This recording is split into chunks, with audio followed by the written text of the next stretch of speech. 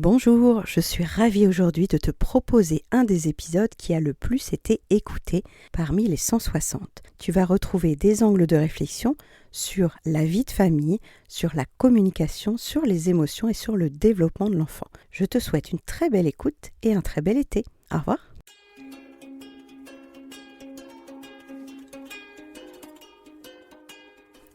Bonjour, bienvenue sur Les Petits Plus Zen, le podcast pour faciliter et savourer sa vie en famille.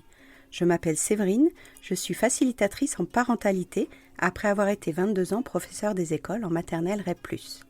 Chaque semaine, je te propose ici des pistes et des thèmes approfondis sur la petite enfance, l'éducation et la communication pour que tu retrouves le plaisir des relations familiales sereines et épanouies.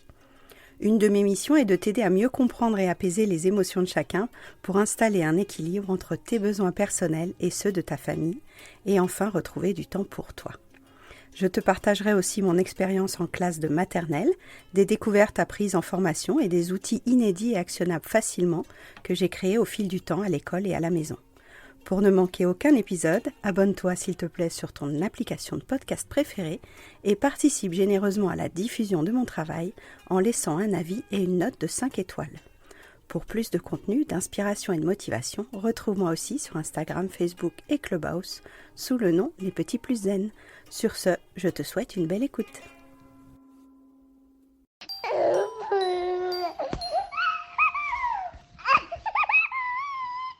Bonjour, bienvenue. Élever les enfants comme tu le veux toi.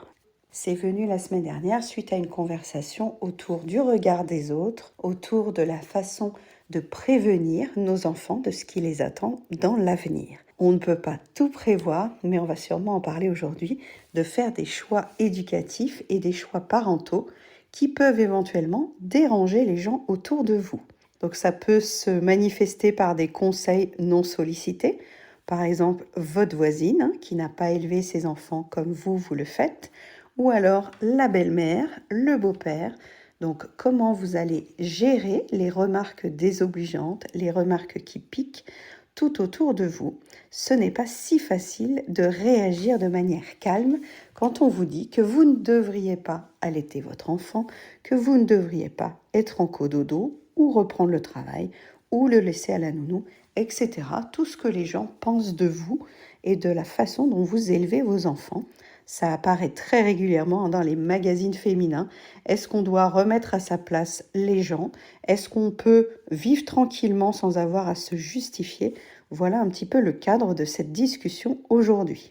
J'étais enseignante pendant 22 ans en maternelle REP+, dans le 92, dans une cité difficile, avec des enfants qui avaient peu de repères pour certains. Et tout au long de ma carrière, j'ai amené un peu plus de compréhension, d'explicitation de la réalité, de l'actualité, pour que chacun des enfants se connaisse, puisse poser des actes, prendre des responsabilités et soit autonome émotionnellement, affectivement et intellectuellement. On va voir sans doute tout à l'heure que le fait de faire des choix en tant que parent va modéliser, va incarner, va donner à nos enfants et nos élèves, quand on est professionnel de la petite enfance ou de l'éducation, déjà des critères, des théories, des croyances. Ce qu'on transmet en étant éducateur, en étant professeur, en étant babysitter, en étant parent, c'est déjà des choses que l'enfant va s'approprier, va rassembler en lui. Il va penser que c'est comme ça que ça fonctionne, il va penser que c'est comme ça que le monde marche. Si on est élevé ou éduqué par des gens qui ont peur du monde extérieur, qui sont craintifs, qui sont timides, il se peut que le comportement induit, c'est de la méfiance, de la vigilance, et tout ça vis-à-vis de l'actualité et du monde extérieur. Donc comment voyez-vous les choses de votre côté ? J'ai maintenant à cœur de transmettre tous ces outils-là aux familles directement. Donc j'ai quitté l'éducation nationale et j'accompagne les mamans principalement. Mais là, j'ai eu la réservation d'un papa, je suis super contente. Je vais travailler avec un papa en séance individuelle. Et donc, je les accompagne à mieux comprendre le développement de l'enfant, comment on pose un cadre à la maison, comment on pose des règles de vie sans être dans la domination, dans la soumission, dans la violence éducative. Et ça passe aussi par apprivoiser et appréhender nos propres émotions de parents, nos propres liens à l'héritage parental qu'on a reçu, suivant comment vous avez été élevé vous-même, vous allez peut-être reproduire ou vous éloigner de l'éducation que vous avez reçue. Donc en classe, on avait beaucoup ce genre de conversation entre deux portes, en entretien avec les familles. Donc ça, c'est dans l'épisode 18 du podcast. Et tout ça m'a amené à voir que chaque famille fait vraiment de son mieux. Chaque famille fait avec les informations qu'elle a reçues. Mais on n'a pas tous les mêmes informations. On a des informations qui sont parfois théoriques, qui sont parfois religieuses, qui sont parfois culturelles ou qui sont parfois liées à une tradition de laquelle soit on veut perdurer sur la tradition qu'on a reçue, ou alors si on veut s'en éloigner. Il y a beaucoup de mamans dans les rooms Clubhouse qui disent « Moi j'ai envie de faire autrement ». Autrement que mes parents m'ont élevé, autrement que j'ai reçu ces concepts, ces croyances quand moi j'étais petit ou petite. Si c'est une situation que vous avez déjà vécue, d'avoir du mal à répondre à quelqu'un qui critique votre façon d'élever vos enfants, d'avoir peut-être une difficulté à expliquer pourquoi vous faites ces choix-là, d'avoir fait de la motricité libre, de faire l'instruction en famille, de décider d'un mode d'alimentation différent, de partir au bout du monde avec vos enfants. Il y a des projets qui prennent sens dans la façon qu'on a de les mener de manière individuelle, de manière personnelle. On a en retour parfois des commentaires, parfois des avis. Donc les personnes posant un commentaire sur TikTok, les personnes envoyant un message privé sur les réseaux sociaux ont, eux, leur façon de penser, bien entendu. Tout le monde a une façon de penser différente, mais qui n'est pas forcément dans la confrontation ou dans la soumission d'opinion. J'attache beaucoup d'importance à ces termes-là que j'avais définis dans l'épisode 57 sur le podcast qui parlait de l'atelier philosophique. C'est que les jeunes enfants, ils sont tellement imprégnés des opinions de leurs parents qu'ils pensent que c'est la seule réalité et la seule alternative possible. Si papa pense que les étrangers prennent le travail des Français, si papa pense qu'il n'y a pas assez d'argent pour tout le monde, l'enfant va au début de sa maturité intellectuelle penser que les étrangers sont donc dangereux, penser que les étrangers prennent l'argent de la France. Je vous donne un exemple très caricatural pour dire que s'il n'a pas d'autre champ d'opinion, de pensée autour de lui, c'est très normal qu'un enfant soit conditionné à penser comme son parent. De la même manière, quand on va grandir, quand on va nous-mêmes avoir des enfants, si on n'a pas ouvert notre champ de perspective, si on n'a pas confronté nos idées à d'autres modes de pensée, à peut-être des spécialistes, peut-être des experts, on va se baser sur ce qu'on a toujours cru. Et dans la parentalité, on peut parfois parler du mode de coucher des bébés. Pendant longtemps, les bébés ont été couchés sur le dos. Ensuite, ils ont été couchés sur le ventre parce qu'on pensait que ça leur évitait de s'étouffer pendant la nuit. Et puis, à nouveau, maintenant, on les couche sur le dos.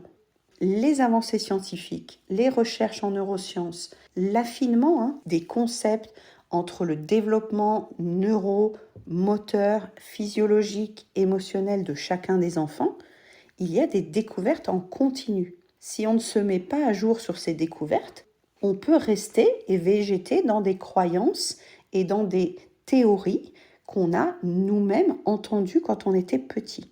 Donc, un des fils à dérouler aujourd'hui, c'est de voir quelles sont les choses qu'on croyait sûres, établies, quand on a découvert ce qu'était un parent, qu'on a découvert ce que c'était un parent parce qu'on a observé nos parents la plupart du temps. Quel est notre héritage parental? Ça, c'est l'épisode 74, si vous voulez l'écouter. Quel est l'héritage que vous avez reçu de vos propres parents pour comparer à ce que vous voulez être comme parent maintenant? L'éducation a beaucoup évolué.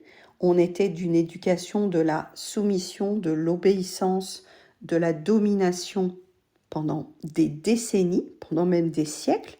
La figure du père de famille, du patriarche, est encore très présente dans notre société actuelle, ce qui veut dire que le père, dans certaines familles, est le seul à décider, à diriger, à avoir le dernier mot, et dans d'autres familles, dans d'autres cultures, dans d'autres pays, il y a un équilibre progressif avec la place de la femme, avec la place de la mère, avec la possibilité à la mère de décider elle-même de ce qu'elle va faire quand elle sera maman.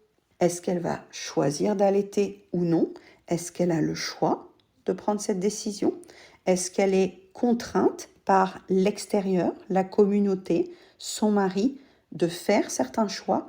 Ou est-ce qu'il y a une autonomie et une liberté de choisir ce qu'elle croit bon pour elle? Je vais déjà poser ce premier point de ce qu'on croit bon pour nous. Ce qu'on croit bon pour nous à l'instant T n'est pas forcément ce qui est bon pour nous, parce qu'on n'a pas toutes les connaissances du monde entier en perspective. Mais à l'instant T, vous pensez que c'est bon pour vous, avec votre histoire, avec vos braises dans votre cheminée des émotions, avec vos expériences et avec vos lectures du moment, votre expertise du moment. Si vous suivez 25 coachs en parentalité sur les réseaux sociaux, sur TikTok, vous allez voir que leurs avis divergent sur plein de sujets différents. Et sur certains sujets, ils sont en accord, ils sont en concordance. Qu'allez-vous en penser? Est-ce que vous allez vous diriger vers celui qui a le même avis que vous? Ou est-ce que vous allez entendre un avis divergent, le confronter à votre croyance du moment, votre opinion sur votre mode d'éducation sur ce domaine-là avec votre enfant? Ou alors se dire, c'est trop confrontant pour moi, je ne veux pas m'occuper de cette question maintenant, j'y réfléchirai plus tard. Et cette question de la divergence, moi j'aime beaucoup ce thème parce que quand on a peu de confiance en nous en devenant parent, ce qui est normal puisque c'est vraiment un nouveau domaine, on n'a pas beaucoup de modes d'emploi quand on devient parent, donc on tâtonne, on ne se rend pas compte au début du nombre de décisions qu'il y a à prendre. Souvent j'aborde les gens quand on fait des événements extérieurs dans ma ville en leur disant, est-ce que vous avez imaginé avant d'être parent tout ce que ça comportait comme conséquences, comme décision, comme doute, comme émotion au niveau du parent, pas seulement au niveau de l'enfant? Et la plupart des parents me répondent, mais jamais on n'aurait imaginé tout ce que ça comportait d'être un parent actuellement, dans cette génération-là. Vous êtes constamment confronté à des décisions, à des options possibles, à des embranchements. Donc c'est comme s'il y avait un arbre avec à chaque fois, on peut faire comme ci, on peut faire comme ça. Oui, on peut mettre à l'école. Oui, on peut faire l'instruction en famille. Oui, on peut rester tous les week-ends à la maison. Oui, on peut sortir tous les week-ends. La vie va être faite de choix et la vie parentale également.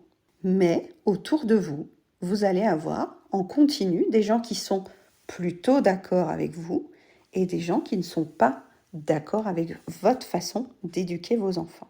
Donc, comment faites-vous quand quelqu'un vient vous voir en disant « Je ne suis pas d'accord avec la façon dont tu... » trois petits points. Élève ton enfant, parle à ton enfant, soumets ton enfant, nourris ton enfant, fais dormir ton enfant. Quelle est la réponse que vous apportez, vous, quand quelqu'un vient vous confronter? Moi, j'en parle très régulièrement sur le podcast de la différence entre l'éducation que j'ai reçue et l'éducation que je veux donner à mes enfants, qui est très différente. Je vous donne un petit exemple. Par exemple, quand j'ai décidé de prendre le mercredi pour moi en tant qu'enseignante et de ne pas garder ma première fille à la maison le mercredi, j'ai eu des réflexions, notamment de ma mère, me disant, mais quand même, tu es à la maison le mercredi. Tu pourrais t'occuper de ta fille, tu pourrais garder ta fille le mercredi puisque tu es à la maison. Donc ça, c'est une option possible, en effet. Je pourrais garder ma fille à la maison puisque moi, je suis censée ne pas travailler le mercredi. Mais le mercredi me servait à récupérer de la fatigue des autres jours de classe. Le mercredi me servait à avancer peut-être dans des projets personnels, dans des projets associatifs. Donc il avait un sens différent pour moi. Il avait un sens d'autonomie. Il avait un sens de liberté. Il avait aussi un sens de légèreté. Puisque les autres jours, j'entendais des enfants toute la journée qui étaient vivants, qui criaient, qui jouaient, qui demandaient de l'attention, qui demandaient de l'investissement, de l'implication, du soin, de l'accompagnement, des paroles. Mon métier d'enseignante de maternelle était finalement assez proche de mon métier de maman le mercredi. Et je n'avais pas à l'époque envie de cumuler les deux. Donc j'avais fait ce choix divergent, même si je ne travaillais pas le mercredi, de laisser ma fille au centre de loisirs le mercredi. Et c'est quelque chose que je continue de faire, même si je suis libre de mon emploi du temps en tant qu'indépendante. En tant qu'entrepreneuse, je pourrais faire le choix de récupérer ma fille le mercredi, de ne pas faire de room clubhouse, de ne pas mettre de séance le mercredi, mais le mercredi, ça peut aussi arranger des mamans. Ce matin, j'étais en séance avec une cliente individuelle qui, justement, le mercredi, a pris sa journée pour elle. Ça lui fait du bien de s'occuper aussi d'elle un jour par semaine comme elle le peut. Quand nos enfants sont gardés par quelqu'un d'autre, ça ne veut pas dire qu'on est complètement disponible pour nous faire plaisir, pour cocher notre liste de tâches sur la to-do list, mais c'est un créneau qu'on s'accorde. C'est une possibilité qu'on s'apporte. C'est une sorte de temps de qualité qu'on s'offre à nous-mêmes. Et quand on me disait que c'était divergent comme choix, enfin on ne me le disait pas comme ça, mais on me faisait sentir que quand même je devrais plus m'occuper de ma fille le mercredi, j'avais plusieurs façons de répondre. Je pouvais répondre en disant je comprends que c'est ta vision de la garde d'enfants, que pour toi, quand on ne travaille pas, on prend ses enfants avec soi. C'est ce que tu penses, c'est ce que tu crois, c'est ton avis et c'est ton opinion. Donc une des façons de répondre à quelqu'un qui n'est pas d'accord avec nous ou notre mode de vie, ça peut être de valider que son opinion, on l'a entendue. Pas qu'on est d'accord, mais qu'on l'a entendue. Donc là, on va vraiment sur les pistes de l'écoute empathique que vous avez pu découvrir dans l'épisode 56 ou dans le dialogue avec quelqu'un que vous avez pu entendre dans l'épisode 19 ou 77. C'est que l'avis de l'autre, je peux le prendre en considération sans être d'accord avec lui. Et cet avis qui importe à l'autre, puisqu'il nous le donne, c'est qu'il veut créer la discussion, soit la discussion ouverte ou la discussion de confrontation, parce que ça peut être un mode aussi d'attirer l'attention en disant « mais pourquoi tu fais ça ? Tu ne devrais pas faire ça ?» en critique, en jugement, comme si on mettait un peu d'huile sur la conversation, de vouloir se confronter et s'opposer à quelqu'un qui n'a pas le même avis que nous. Quand vous observez les débats politiques, c'est un jeu intéressant, c'est une joute verbale intéressante. On peut avoir envie de convaincre l'autre de son point de vue. Ou on peut faire le choix inverse. On l'évoque de temps en temps avec Rémi, quand il pose ce qu'il fait avec son enfant, avec sa fille, il ne dit pas « j'ai la solution, vous devriez faire comme moi ». Il invite les gens à réfléchir qu'il y a d'autres possibilités de faire. Quand votre enfant fait une bêtise, quand votre enfant a un comportement inadapté, certains parents vont décider de punir, vont décider de taper, vont décider de crier. Ce sont des options possibles sur l'éventail de stratégies. Et pendant des décennies, les parents ont mené ces actions comme si elles étaient naturelles. L'enfant fait une bêtise, je crie sur lui, je le punis ou je le tape. Ça n'était presque pas remis en question. L'éducation faisait partie presque d'un mode de correction. Et tout l'apport des neurosciences, les travaux de Montessori, les travaux de Céline Alvarez, les travaux autour des pays nordiques, on parle beaucoup en ce moment de ce qui se passe en Suède, tout ça nous met face à la réalité qu'on peut faire autrement. Certains pays ont décidé de retirer les châtiments corporels il y a 50 ans. La France a hésité, il y a eu des textes de loi sur la fessée, ça a été voté, retiré, revoté. Les gens n'ont pas le cadre de référence des droits de l'enfant à avoir une sécurité et une intimité sans violence. Donc on pourra éventuellement refaire un épisode sur les violences éducatives ordinaires, mais le fait d'avoir une opinion pour élever nos enfants, pour éduquer nos enfants d'une façon différente de nos voisins de palier ou nos voisins de pays, est intéressante pour la curiosité. Quelles sont les conséquences qu'on attend d'un père qui tape ses enfants pour les élever par rapport à un autre père qui va passer par le dialogue, par la régulation émotionnelle, par la connexion à son enfant, par un lien d'attachement fort. Tout ça, ça peut vous paraître des mots valises, des mots un petit peu dans le jargon de l'accompagnement parental ou de la pédagogie, mais dès aujourd'hui, vous pouvez reconsidérer que les actions que vous faites avec vos enfants ont été décidées en amont, soit consciemment, soit de manière héritée, parce que vous avez reçu vous-même comme éducation. Et il n'y a pas à le juger, il y a juste à en prendre conscience maintenant en disant « Pourquoi est-ce que je crie sur mon enfant ? Pourquoi est-ce que je tape mon enfant ? Pourquoi est-ce que ça me fait tellement bouillonner que je veux être le chef, je veux avoir le contrôle du comportement de mon enfant. Et parfois, les féministes remplacent le mot enfant par le mot femme pour qu'on se rende compte, ou par le mot noir. Pourquoi est-ce qu'on voudrait avoir le contrôle sur notre femme? Pourquoi on voudrait avoir le contrôle sur l'immigré ou sur le noir qui habite dans notre quartier? Vous voyez, quand on remplace les mots enfant par un autre mot, on voit encore plus que c'est stigmatisant vis-à-vis du respect des droits de l'enfant. L'enfant a tout autant de droits à la sécurité, à la paix, à l'écoute, à la valorisation que n'importe quel être humain adulte. Qu'il soit femme, qu'il soit dans une orientation sexuelle différente de la majorité de la population, qu'il vienne d'un pays différent, d'une religion différente. Tant qu'on voit l'autre comme un étranger, ça active un système de peur, de distance, de mise en sécurité. Si on croit que l'autre ne fait pas correctement ou qu'il est dangereux pour nous, on ne va pas pouvoir l'écouter pour le comprendre. On ne va pas pouvoir se connecter pour savoir pourquoi il fait autrement. Non pas qu'il ait raison non plus de faire autrement, mais juste s'intéresser, avoir un peu de curiosité pour savoir pourquoi est-ce que tu crois qu'il faut taper ton enfant pour qu'il t'écoute. Et il y a un exemple très connu aussi qui est de ne pas crier sur nos enfants. Quand on leur dit de ne pas crier, on est nous-mêmes en train de crier.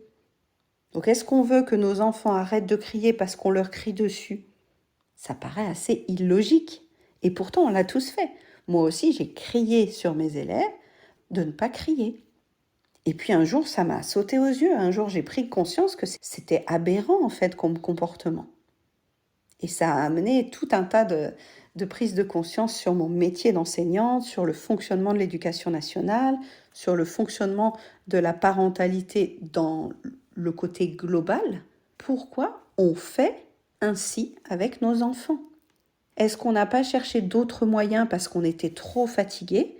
C'est une possibilité. Beaucoup de parents sont fatigués, épuisés et débordés au quotidien et n'ont plus les ressources pour se mettre en quête de nouvelles informations, de nouveaux éléments. Parce que, en gros, la pile est complètement à plat. Quand on est déjà à plat, on va avoir du mal à se lancer dans une recherche, de demander de l'aide, d'aller voir un expert, d'aller voir un spécialiste. Parce qu'on est déjà en manque de ressources nous-mêmes pour nous-mêmes. Donc il va falloir souvent capitaliser déjà sur soi-même pour retrouver un petit peu d'énergie, pour comprendre pourquoi on voudrait un changement. Parce que si on n'a pas envie de changer, ça va être encore plus dur d'activer le changement. Il va y avoir une résistance. Si on n'est plus en capacité de réfléchir et qu'on n'a plus d'énergie, on va sans doute élever nos enfants comme on a été élevé ou comme on voit autour de nous. Parce qu'on aura du mal à retrouver un peu de sens, de cohérence et d'énergie en nous-mêmes pour faire autrement. Et souvent, j'explique aux mamans avec qui je travaille que la résistance qui va s'installer quand on va vouloir faire autrement, elle est complètement normale. C'est difficile de mettre en place un nouveau comportement parce qu'on a eu l'habitude de fonctionner différemment.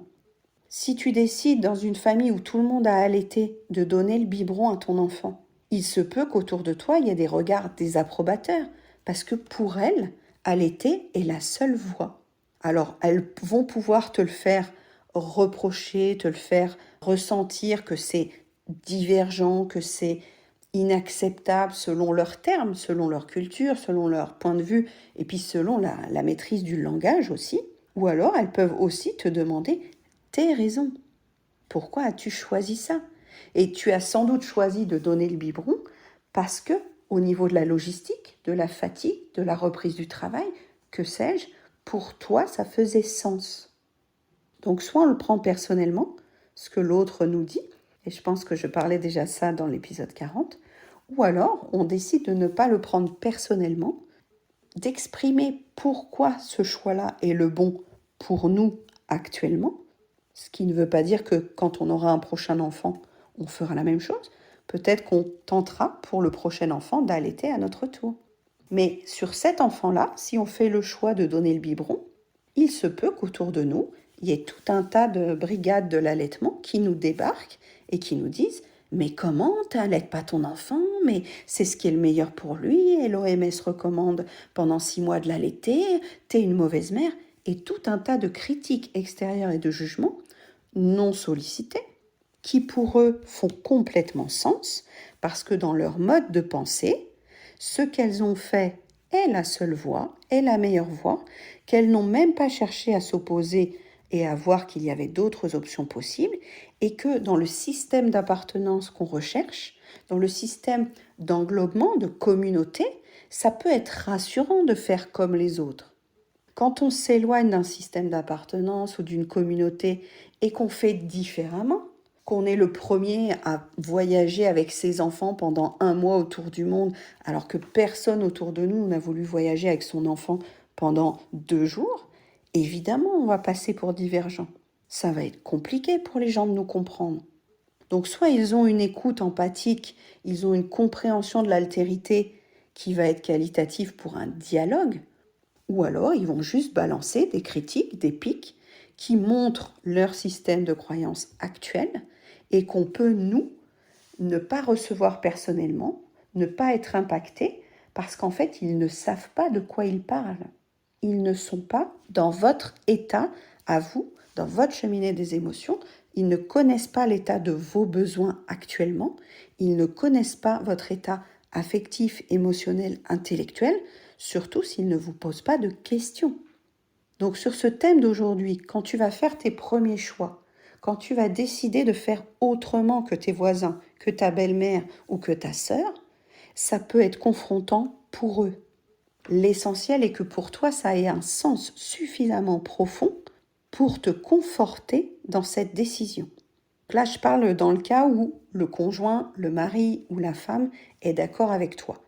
Si en plus on rajoute des tensions dans le couple, c'est vrai que ça va être plus compliqué pour maintenir l'équilibre global. Mais là, on va prendre une personne extérieure à toi qui critique ta façon de faire. Toi, tu es un havre de sécurité, tu es une bulle de sécurité. C'est toi la maman, c'est toi le papa. Tu es responsable de la bonne éducation et d'élever cet enfant comme tu le sens, toi, au moment où tu l'élèves. Ce qui n'empêchera pas, si un jour tu as des doutes, d'aller voir un expert, d'aller voir un spécialiste, de te renseigner, de te former. À tout moment, on peut aussi changer d'avis. Donc le côté obtus de certaines personnes autour de nous, il est naturel. Le côté obtus de certaines personnes qui ne veulent même pas entendre que tu puisses faire un choix différent d'eux, c'est tellement insécurisant pour eux que tu fasses autrement. On peut le voir vraiment comme ça. Donc ce que je propose aux mamans qui sont dans cette situation-là, et ça arrive très souvent, c'est de leur proposer un mantra qu'elles se répéteraient quand quelqu'un vous fait une remarque qui ne vous convient pas, de intérieurement vous dire « c'est son avis, il a raison de penser ça parce qu'il ne connaît pas mon expérience, il ne connaît pas ma situation, il n'a aucune idée de mes émotions, de ma logistique et de mes propres besoins. Je peux entendre ça d'une manière détachée. Je ne suis pas obligée de répondre à cette personne. Je n'ai pas à convaincre qui que ce soit de ma manière d'élever mes enfants. S'il veut échanger, je pourrais prendre en considération ses questions, mais je n'ai personne à convaincre. Mon énergie est dirigée vers les choses qui font sens. Et ça, c'est compliqué pour certains de l'entendre. Si les gens autour de vous ne veulent pas entendre que votre position a une logique, a une racine, tant pis pour eux. Évidemment, si vous habitez en collectivité et que vous habitez avec la belle-mère, comme c'était le cas aussi quand je travaillais encore à l'école, là, ça va être répétitif.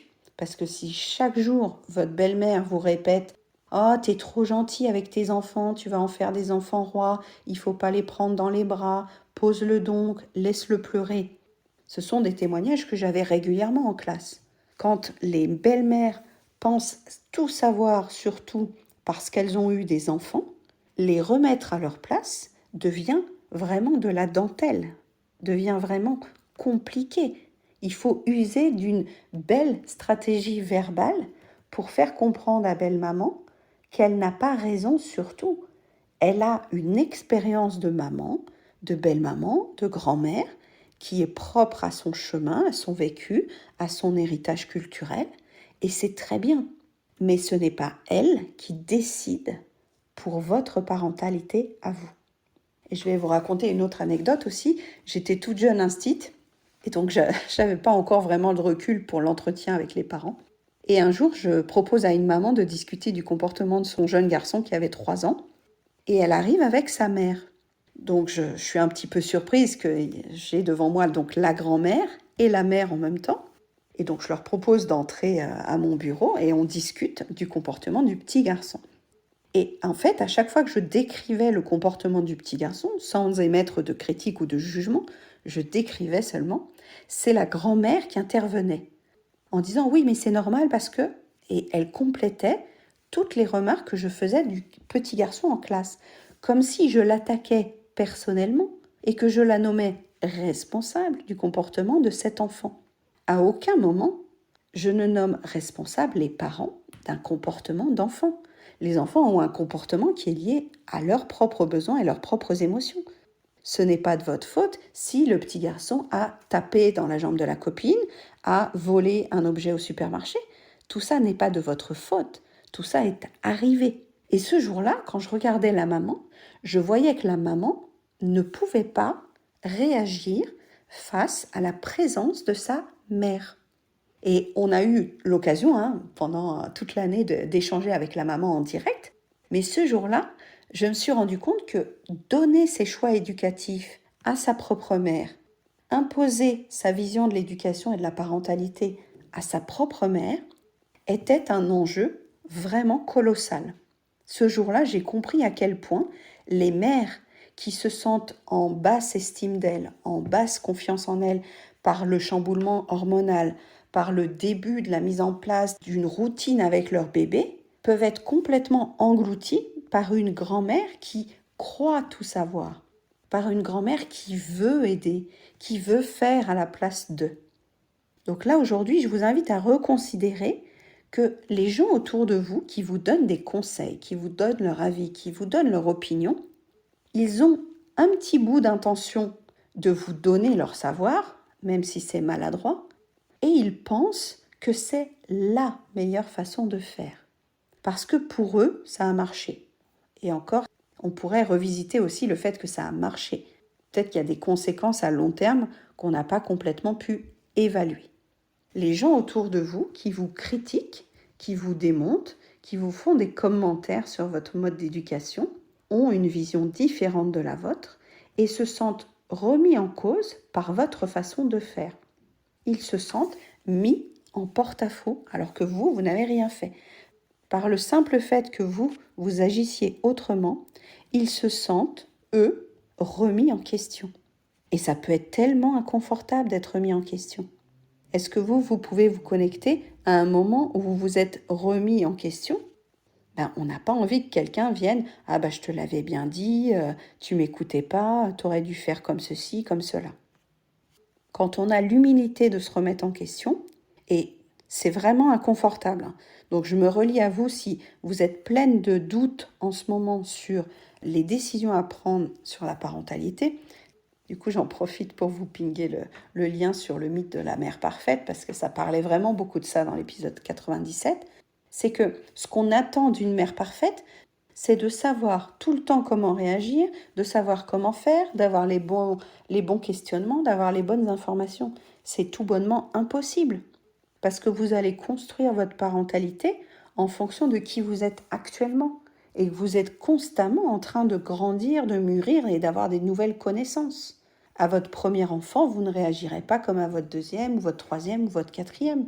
L'expérience va jouer, le soutien familial va jouer, les amis autour de vous vont jouer. Si vous avez des spécialistes autour de vous, si vous connaissez très bien une orthophoniste, vous allez être sensibilisé à la question du dialogue avec l'enfant, du langage, de la lecture.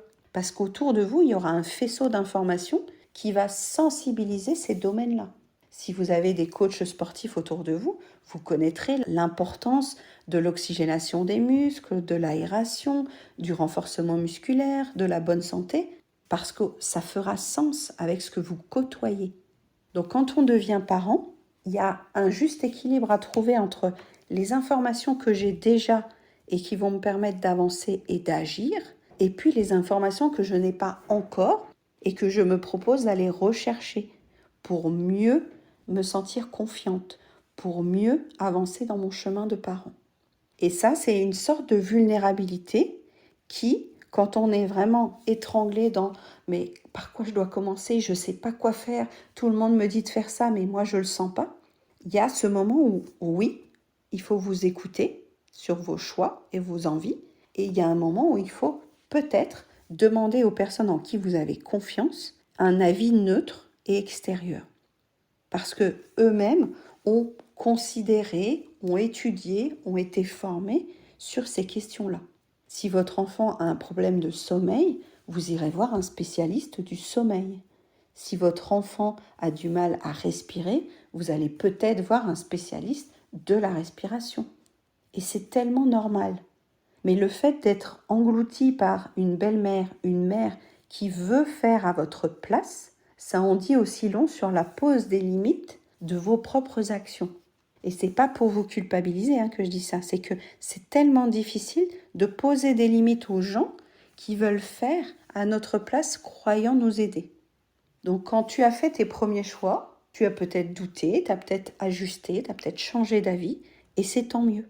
Et si ça ne convient pas aux gens autour de toi, eh bien ce n'est pas très grave, parce que les gens autour de toi n'ont pas le même recul de ton expérience et de ton parcours. Ils n'ont qu'un tout petit bout du tableau. Donc le tout petit bout du tableau qu'ils ont de toi ne peut pas remplacer tout ce que tu as eu comme réflexion. Peut-être que ça fait des années que tu réfléchis à si tu veux allaiter ou si tu veux donner le biberon. Les gens arrivent et te donnent leur opinion, très bien, mais ils n'ont pas eu l'historique. Tu es la seule à pouvoir avoir l'historique de ce que tu veux faire avec ton enfant. Je me souviens d'un papa qui était élevé aux Antilles et qui, pour lui, tapait son enfant, punir son enfant, notamment il mettait sa fille dans une armoire alors qu'elle avait 2 ans. C'était une manière de lui faire comprendre les règles, de lui faire comprendre qui décide. Ce monsieur n'avait pas encore eu le temps de revisiter que l'éducation qu'il avait reçue pour lui-même, d'être puni dans une armoire, d'être frappé, d'être dévalorisé, d'être humilié, il y avait d'autres façons de faire pour sa fille. Et quand il est devenu papa, pour sa fille, c'était tout naturel, quand elle avait un comportement qui ne lui convenait pas, de lui crier dessus, de la taper, de l'enfermer dans l'armoire, de lui dire qu'il l'aimait plus. C'était un comportement qu'il avait vécu, lui, en tant qu'enfant, qui s'était imprégné. Il n'avait pas pu l'analyser, il n'avait pas pu le conscientiser sur son chemin avant de devenir papa. Donc c'est un travail qu'on a fait en classe, c'était bien avant que je sois facilitatrice parentale, mais c'est ça qui m'a fait évoluer dans ce sens-là. C'est que les parents qui n'ont pas encore eu le temps de se poser sur l'éducation qu'ils ont reçue, sur la manière dont ils ont soldé un petit peu les comptes avec leur propre mère, leur propre père, la relation à la violence, à la punition, à la soumission et aussi à l'inconfort d'avoir été enfant et d'avoir subi tout ça, quand on devient parent et que c'est à nous de poser le cadre et c'est à nous de poser l'autorité, mais comment est-ce qu'on fait pour démêler tout ça alors qu'on dort pas bien, alors que l'enfant fait pas ses nuits, fait ses dents, alors que l'enfant est peut-être malade? Au moment où l'enfant naît, comme c'est difficile de revisiter les décisions que tu vas prendre en tant que nouveau parent. Donc ce qu'on propose souvent aux couples qui se marient, je me rappelle, ma sœur m'avait raconté ça à la préparation au mariage, c'est qu'il leur proposait déjà de réfléchir au mode d'éducation qu'ils voudraient un jour donner s'ils ont des enfants. Si vous êtes en couple et que vous n'avez pas encore d'enfants, si vous envisagez un projet d'enfant, vous pouvez déjà revisiter tout ça. Et si vos enfants sont déjà nés, vous pouvez quand même faire le même travail, bien entendu. Mais vous aurez une disponibilité qui vous fera un socle de réflexion une fois que l'enfant sera né. Parce que quand l'enfant est né, il y a toutes ces décisions du quotidien. Quel pédiatre choisir? Est-ce qu'on doit déménager? Est-ce que je me mets à mi-temps? Qui va garder notre enfant? Toutes ces décisions presque urgentes prennent la place sur les discussions et les décisions de fond. Quel mode d'éducation on va donner à notre enfant? À quel moment on se pose en disant j'aimerais plutôt donner cette éducation-là, être à l'écoute de mon enfant, prendre du temps avec lui, faire aussi un équilibre pour mon couple, faire un équilibre pour ma vie intérieure, ma vie spirituelle. Ça fait sens sur le papier, mais une fois que vous êtes parent, comment le mettre en place dans votre emploi du temps? Parce que nos journées ne feront toujours que 24 heures. Une fois que vous avez consacré déjà 6 ou 7 heures avec le transport à votre travail, il reste peu de temps pour créer la relation que vous voulez avec votre partenaire de vie, avec vos enfants, voir l'avenir, voir un petit peu le contexte, l'environnement, les ressources dont vous avez déjà. Et tout ce que vous avez mis en place n'est pas perdu. Par contre, ça vous sert d'expérience et ça vous sert de base aussi pour regarder la personne qui vous critique en disant « j'entends ce que tu me dis, mais ce n'est pas mon chemin actuellement ». Vous êtes en train de prendre des décisions qui sont liées à votre propre chemin.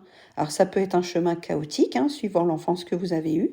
Ça peut être un chemin plus doux et plus lisse parce que vous avez été soutenu vous-même. Et auquel cas, l'éducation que vous allez donner, elle sera plus proche en fait de ce que vous avez déjà vécu. Donc il y aura moins ce gouffre à combler. Mais pour les mamans que j'accompagne majoritairement, il y a déjà une sorte de pardon sur notre parcours au ressenti d'éducation à nous, à faire, pour mieux comprendre pourquoi on réagit comme ça avec nos enfants. Pourquoi on crie sur nos enfants. Pourquoi des fois on a envie de les taper. Ou pourquoi on ne veut plus passer autant de temps avec nos enfants parce qu'ils réactivent, ils déclenchent une souffrance, une douleur qu'on n'avait pas encore été explorée. Donc tous ces termes, ils sont un petit peu en satellite entre j'affirme qui je veux être comme parent, je comprends que qui je suis actuellement comme parent est lié à mon passé et à mes projets de vie, que quand on est un couple qui a pas reçu la même éducation, mais il y a aussi une harmonie à trouver avec le partenaire de vie. Parce que vous pouvez avoir reçu une éducation plutôt empathique, douce, bienveillante, positive de votre côté, et puis votre mari pas du tout. Comment créer un cadre un petit peu cohérent pour les enfants si vous-même, vous n'avez pas la même vision de l'éducation avec le partenaire de vie? Ça peut être un point de discussion avant le mariage, avant l'enfant, si vous avez l'occasion de faire un petit débat là-dessus avec la personne qui partage votre vie. Mais c'est vrai que quand l'enfant est là, quand le deuxième enfant est là, quand le troisième enfant est là, on est déjà un petit peu dans la grande roue. Ça tourne en continu. Il n'y a pas beaucoup de boutons stop une fois que les enfants sont arrivés. Si vous avez déjà des enfants, il est encore tout à fait honorable, possible, proposé de faire le point sur quelle éducation vous êtes en train de leur donner. Est-ce qu'elle vous convient? Est-ce qu'elle vous paraît légère? Est-ce qu'elle vous paraît souffrante? Si elle vous paraît légère et qu'elle vous convient, bravo, félicitations. Continuez comme ça, surtout si le partenaire de vie, votre femme ou votre mari, est d'accord aussi avec cette éducation et que vous ne voyez pas vos enfants souffrir, c'est génial. Si par contre vous ressentez une gêne à l'idée de faire ce que vous faites actuellement, ou s'il y a des disputes au sujet de l'éducation et du mode de fonctionnement avec le partenaire de vie, avec votre mari, avec votre femme, si c'est continuel, si c'est répétitif et que vous voyez que peut-être il y a déjà un impact sur vos enfants, ce sera le moment de se poser, donc avec un professionnel, aller voir peut-être à la PMI, aller voir peut-être une thérapeute que vous connaissez pour démêler comment vous voyez l'éducation. Mais vraiment, le regard des autres arrive en tout dernier et ce regard des autres, ces critiques que vous allez recevoir à l'extérieur, n'est tellement pas important par rapport à ce que vous vous dites, vous, de votre propre éducation. Le plus important, c'est est-ce que je comprends pourquoi je fais ce que je fais avec mes enfants? Quel sens je mets à la pose des limites, à la pose du cadre? Comment est-ce que je leur fais adapter leur comportement que moi je juge inadapté ou inacceptable? Ça dépend vraiment des familles pour les adjectifs. Et ça me paraît beaucoup plus important que de vouloir convaincre les gens autour de nous qu'on fait le bon choix. Il y a des choix pour lesquels je ne cherche même plus à expliquer pourquoi je fais comme ça avec ma fille. Je fais comme ça avec ma petite parce que j'ai vécu d'autres situations avec ma grande, parce que j'ai vécu, je vous en parlais une dernière fois, la cour d'assises avec des mineurs qui expliquaient leur parcours, parce que j'ai été témoin de beaucoup de familles dans l'institution qui avaient fait des choix eux-mêmes et dont je voyais les effets sur mes élèves. Donc en fait, tout ce panel d'expériences me guide vers ces décisions en 2023. Mais je n'ai plus à convaincre qui que ce soit. Je peux apporter mon catalogue de situations aux clientes avec qui je travaille, mais je ne cherche plus à convaincre. Et vous, si vous avez l'envie de convaincre les gens autour de vous, ça peut être éventuellement à reconsidérer aussi. Est-ce que vous avez besoin de leur validation pour avancer? Est-ce que vous avez besoin qu'ils soient d'accord avec vous? Est-ce que vous avez besoin qu'ils vous comprennent? On peut être dans l'appartenance à cette communauté sans être totalement compris. On n'est pas obligé de raconter tous nos choix de vie non plus. On peut avoir une intimité et un jardin secret pour certains domaines.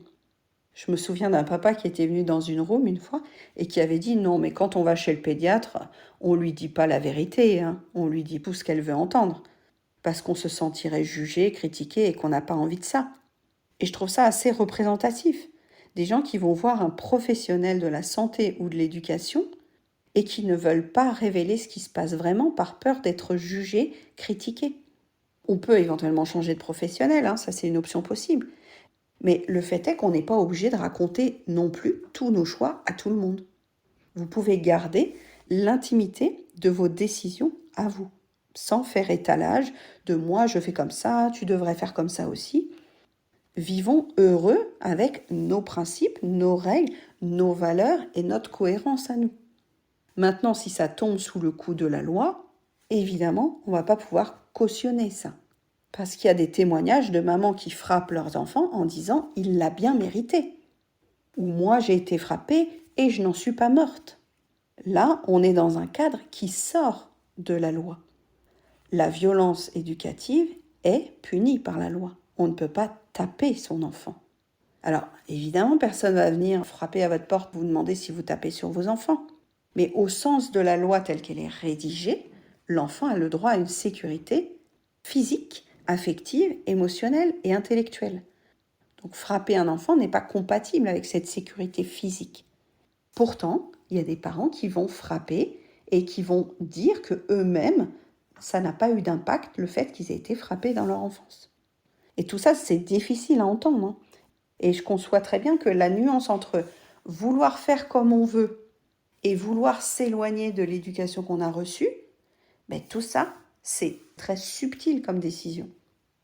Quand les gens autour de vous critiquent votre façon de faire, ils réfléchissent depuis leur colline, avec leur vécu, avec leur lecture, avec leur cercle d'amis, leur religion, leurs coutumes. Comment ça pourrait être la même que vous ? Même si vous appartenez au même village, à la même communauté ou que vous êtes nés la même année, vous n'avez pas les mêmes parcours. Et ces parcours-là, ils peuvent être exprimés, mais ils n'ont pas obligé d'être comparés. On n'est pas obligé de faire un duel ou une battle entre qui a tort, qui a raison.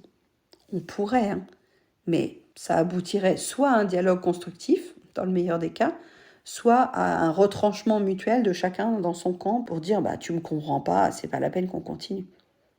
Voyez vraiment comment vous voulez élever vos enfants d'une part de vous à vous, ensuite avec le partenaire de vie, s'il y a une cohérence qui peut matcher, il y a une construction commune avec vos systèmes d'éducation mutuelle passés, votre héritage éducatif à tous les deux, et ensuite seulement on verra comment on appréhende les jugements du pédiatre, les jugements de la maîtresse, les jugements de la référente de crèche, les jugements de la gastro-entérologue.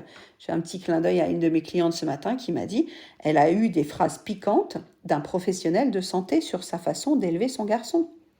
Donc on a reformulé ça, je lui ai proposé un mantra pour la prochaine fois que quelqu'un lui donne un avis sur sa manière de s'occuper de son fils. Parce qu'on a besoin de se protéger aussi des phrases des autres. On n'est pas là pour s'exposer à la critique et au jugement permanent. Donc protégez aussi votre sphère privée. Si ça dérange les autres, tant pis pour eux. Si c'est vraiment cohérent pour vous, que ça ne tombe pas sous le coup de la loi, que vous vous sentez bien avec ça, que vous voyez que vos enfants sont épanouis, ne ressentent pas de frustration, ne sont pas extrêmement tristes ou ne sont pas dans l'opposition constante, c'est peut-être que vous avez trouvé la recette pour vous. Et comme il n'y a pas de recette magique en parentalité, préservez cette recette. N'essayez pas de la vendre à tout le monde, c'est votre recette, elle marche pour vous, avec votre maison, avec vos enfants, avec votre métier, avec votre logistique. Préservez votre recette et si les gens ne sont pas contents, tant pis, acceptez de décevoir. Je vous ai repigné cet épisode parce qu'il fait son chemin dans la tête des clientes en général. Vraiment, faites-vous confiance dans le sens où Vous allez avoir des premiers pas de parents, vous allez ajuster, vous allez tester des choses qui vous conviennent, vous allez peut-être tester un mode de fonctionnement qui au début vous paraissait un peu étrange et qui finalement va vous convenir tout à fait, ou alors tester quelque chose qui vous plaisait au début et finalement détester ça. Il peut y avoir aussi des mamans qui ont commencé l'allaitement et qui ont détesté ça et qui ont eu ce doute de la société veut que j'allaite, ma mère veut que j'allaite, mes copines veulent que j'allaite. Ça demande une certaine force pour admettre que non, on n'a pas envie de maintenir l'allaitement, même si l'OMS recommande, même si tout le monde autour de nous recommande. Parce que si c'est une souffrance, si vous le faites à contre-cœur, si c'est trop compliqué, si vous n'avez plus d'énergie, mais peut-être que l'allaitement n'est pas votre solution. Je vais ni prôner l'allaitement pour tous, ni le biberon pour tous. Moi, je suis pour un choix vraiment conscientisé de ce qui vous fait du bien à vous. Une maman qui est au bout de sa vie et qui veut continuer d'allaiter parce qu'elle pense que sinon son bébé va manquer quelque chose, c'est plus dangereux pour la maman que pour le bébé. Le bébé va survivre, même s'il n'est pas allaité. Donc on a un petit dosage aussi de perfectionniste quand on est maman qu'on peut reconsidérer. L'épisode que je vous avais pingé tout à l'heure sur le mythe de la mère parfaite, il est aussi difficile parce qu'on voudrait toujours faire plus, toujours faire mieux. Alors quand on fait tout l'éventail de ce que les médias nous demandent, la motricité libre, la DME, l'allaitement, le cododo, la parentalité proximale, l'écharpe, oui, tout ça, ça a l'air compatible. Mais est-ce que vraiment, dans votre organisation du temps, ça va rentrer? Est-ce que vous êtes en capacité de mener toutes ces injonctions? Est-ce que vous pourriez peut-être choisir vos combats? Décider de ce qui est bon pour vous? Je vous parlais de divergence tout à l'heure, je vais vous en redonner une autre. Il y a eu une cabale contre les parcs en bois où on mettait les enfants pour qu'ils jouent tout seuls. Et j'avais assisté à ce débat notamment sur Facebook entre les groupes de mamans, les forums de mamans. Et à ce moment-là, moi, j'étais encore maman solo. Et en tant que maman solo, pour être sûre que ma fille ne soit pas en danger, n'aille pas toucher la prise, n'aille pas faire tomber un bibelot ou n'aille pas se coincer les doigts dans la porte, j'avais fait le choix de garder le parc en bois pour mettre ma fille dans ce parc en bois. Mais est-ce que j'expliquais aux gens que j'avais un parc en bois dans mon salon? Pas du tout. Et une fois, je me rappelle avoir dit ça à une cliente qui m'a dit « Oh, mais ça me fait du bien, Séverine, que tu dises ça !» Parce que moi, j'osais même pas l'utiliser, tellement j'avais honte, parce que tout le monde dit que c'est mal, il faut la motricité libre et tout. Mais qu'est-ce qui vous fait du bien pour vous à cet instant-là? D'être sécurisé qu'il n'arrive rien à votre enfant et d'utiliser un parc de temps en temps. Il ne s'agit pas de mettre votre enfant toute la journée dans un parc. Il s'agit de ne pas se fermer la porte de stratégies qui seraient soulageantes dans votre cas pour vous. Quand je mettais ma fille dans mon parc, émotionnellement, je me sentais rassurée. Parce que pendant que je faisais à manger, elle n'était pas en danger. Une maman qui refuserait une stratégie sous prétexte que la société dit non, pas de parc, se mettrait encore plus en incertitude, en insécurité, de devoir emmener son enfant sur la hanche pendant qu'elle cuisine, de devoir laisser son enfant gambader dans la cuisine pendant qu'elle utilise tout un tas d'ustensiles. La sérénité de la maman solo, franchement, c'est un domaine dont les médias pourraient s'emparer rapidement. Quand je vois les témoignages de toutes ces mamans sur les réseaux, je me reconnecte à la maman solo que j'ai été pour ma première fille, à la difficulté que la société n'imagine pas sur la résolution de problèmes au jour le jour. Donc si en plus on doit se prendre toutes les réflexions extérieures, les injonctions sur tu devrais pas faire ci, tu devrais faire ça, t'es pas une bonne mère si, ou tu serais une meilleure mère si, à un moment c'est complètement étouffant et étranglant. Donc admettez que vous ne pourrez pas tout cocher parfaitement, c'est un premier pas. Choisissez vos combats urgents. Si les gens critiquent autour de vous, ce n'est pas votre problème. S'ils ont un avis constructif, vous pouvez éventuellement dialoguer ou échanger avec eux, mais en aucun cas devoir les convaincre ou prouver que vous avez la meilleure façon d'élever vos enfants. Et le dernier conseil, bien entendu, si je peux me permettre, avant de finir cette discussion, c'est si vous sentez que vous avez besoin de renfort, d'aide, de soutien, de poser ce que vous vivez, allez voir un professionnel. Parce qu'à ce moment-là, vous aurez du recul sur les choix que vous avez posés. Si les choix que vous posez vous paraissent bien cohérents et que vous vous sentez bien et que votre enfant se sent bien, continuez. Si vous ressentez une souffrance, un épuisement, si vous voyez que votre enfant a changé de comportement, si un professionnel autour de vous commence à vous alerter sur le comportement de votre enfant, il y a peut-être des petites choses, des petites décisions à ajuster. Je ne sais pas lesquelles.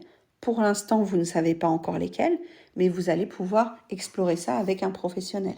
En allant à la PMI, en allant demander au CMP s'ils ont de la place, en allant voir un thérapeute adulte, un thérapeute enfant. Cherchez autour de vous qui pourrait vous donner des éléments pour renforcer votre autonomie de parent, votre autonomie de famille. Vous êtes libre de décider, mais prenez cette liberté aussi en responsabilité. On est responsable de tout ce qu'on va induire dans nos choix par rapport à nos enfants. Si vous voulez être un petit peu apaisé et ressentir plus de légèreté en tant que maman notamment, je vous invite à me suivre sur Instagram. J'espère que ces clés vont t'aider à passer un merveilleux été 2024. Si tu veux en savoir plus, je te donne rendez-vous dans la bio pour savoir quelle est l'actualité. Belle semaine à tous, bon été à tous. Merci d'avoir écouté cet épisode. Tu peux retrouver les thèmes et les épisodes précédents aussi sur lppzen.com/lepodcast. Pour soutenir mon travail, je t'invite à noter, commenter et partager le podcast, notamment sur ton application préférée, comme Apple Podcast par exemple. Ton soutien est important pour moi, pour permettre à d'autres parents de retrouver la sérénité en famille. On se retrouve pour un prochain épisode très bientôt, et en attendant, prends bien soin de ta cheminée des émotions et de ton arc-en-ciel des besoins. À très vite.